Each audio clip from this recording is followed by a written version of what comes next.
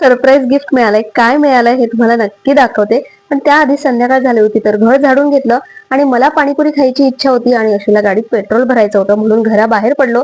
सगळ्यात आधी तर पाऊस आला म्हणून जवळच जी पाणीपुरी होती ना ती एन्जॉय केली आणि तिकडची ही पाणीपुरी एकदम भारी लागते.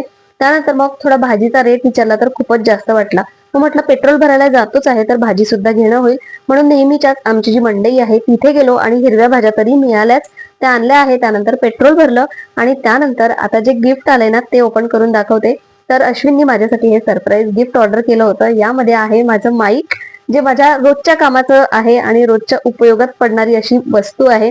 मला खूप गिफ्ट आवडलं. मन तर माझं भरलंच होतं पण आता पोट भरण्याची वेळ होती. पटकन स्वयंपाक केला, जेवून घेतला आणि सगळं आवरूनही घेतलं. त्यानंतर ज्या भाज्या आणल्या होत्या ना त्या निवडून घेतल्या कारण पावसाळ्यात तर लवकर खराब होतात. आणि त्यानंतर मग माझा माईक चेक करायला घेतला की तो कसा आहे. व्हॉइसवर केल्याशिवाय कळणार नाही त्याची क्वालिटी कशी आहे. तर मी आता चेक करते आणि आपण उद्या भेटूया. चला बाय.